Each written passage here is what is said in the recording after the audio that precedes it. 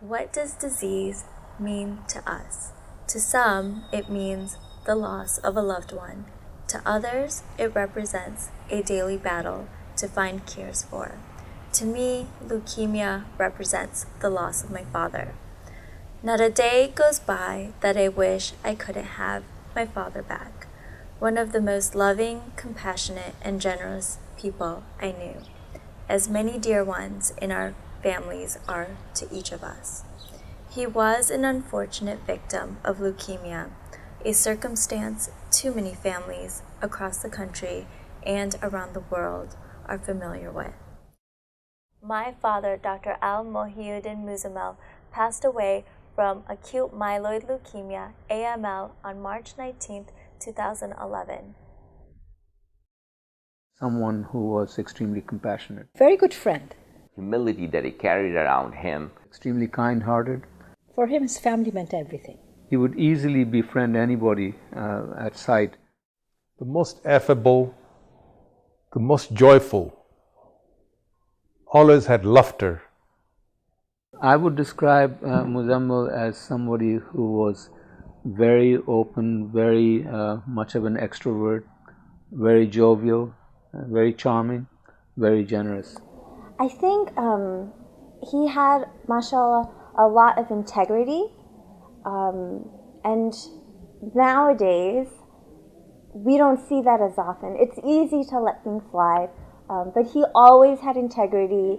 He would give up anything for anyone. I mean, he was always very modest, never spoke about his accomplishments, how well he did in practice. That was not the person he was. He was always down to earth and always trying to see how things could be better.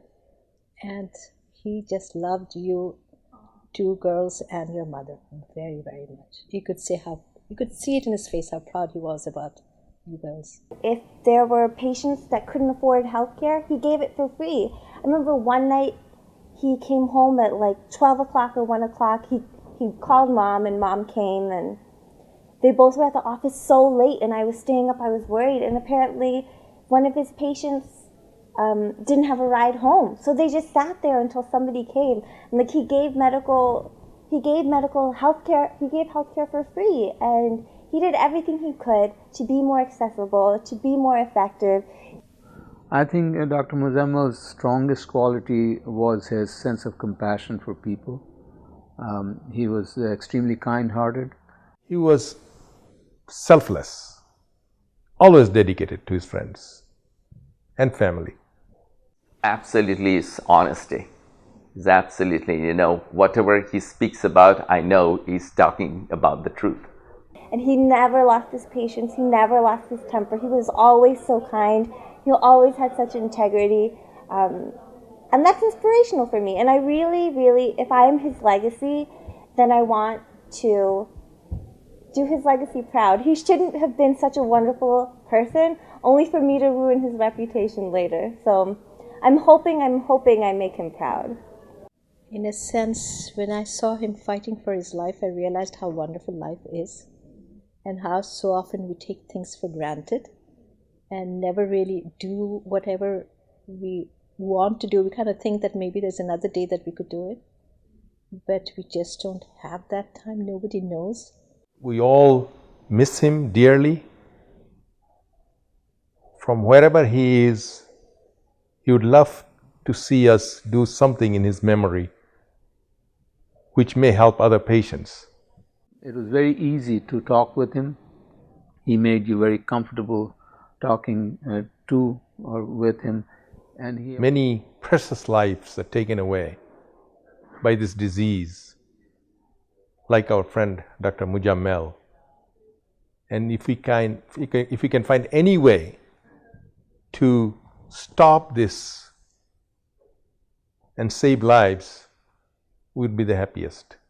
I think we are lucky in that we got to spend time with him, and it's a little bit hard. Leukemia and cancer can be a slow disease, and it was in his case. But because it was slow, we got to spend time with him. We got to take care of him. We got to massage his hair and help him and feed him and do all these things. And really got to try to show him how special he was. So in that regard, I don't regret the time that I don't have with him, because I hope that he at least knew some of it, because we got to spend time taking care of him. His courage would be a source of inspiration, that yes, against all odds, you still fight for what is more important to you. And I think that would be the lesson, or what I would take from the sad events that happened, that there was a positive in it. And somehow I think in all that he did, I think all of us came out, of course, sadder, but at the same time a little bit stronger to believe in things. So I think my last interactive moment with him was a few hours before he passed away. This nurse came in, and we had wonderful nurses, such wonderful nurses, but this nurse wasn't as wonderful as the others. And she basically told me, she was being a little rough with him, and it kind of bothered me. And I said, can you be a little bit more gentle? And she was like, he's already gone. He's here, but he's not here. And but I felt like I could see his movements. I could see his breathing. I felt like I knew that he was still listening, even if he couldn't respond. And when she left the room, I slid my hand under his hand, and he gripped it, which was amazing because he hadn't been able to move. And he gripped my hand, and I said, "I know you're there, Dad." And I think our aunt was watching us, and I said, "Don't worry, I know that you're there. I want you to make sure that you keep praying in your mind, that you keep strong. You're such a good dad." I said, if I ever made any mistakes with you, please forgive me. And I said, if you ever made any mistakes with me, and you never did, but if you ever did, then I forgive you. And then I said, do you want a kiss? And he raised his cheek up. Oh, really? Yeah, he raised his cheek up like this. And I had a mask on, but I kissed his cheek. And then he tilted his head on the other side, and I kissed his other cheek. And they tilted it once more on this side, and I kissed that cheek. And I remember our aunt was saying, wow, that nurse thought he wasn't there, but you knew he was there that whole time.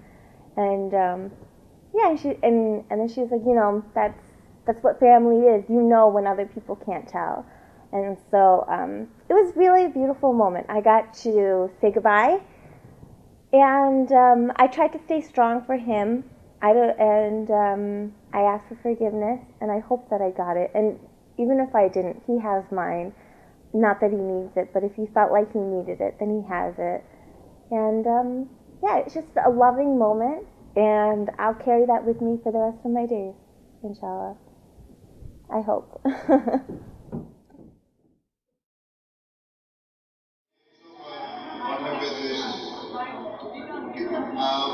I'm both happy and sad today. I'm happy that I have a daughter who has finished high school and going to college, and sad that I'm one step towards losing her. But I feel happy that she decided to stay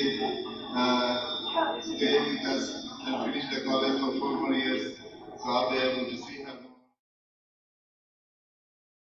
If I am able to raise $50,000, I would be able to sponsor a leukemia research grant in my father's name, a goal that I would be honored and humbled to reach. Even though there was no cure in my father's lifetime, I hope to help find a cure in mine. Thank you for your kindness and generosity. Your donations will make an immense difference.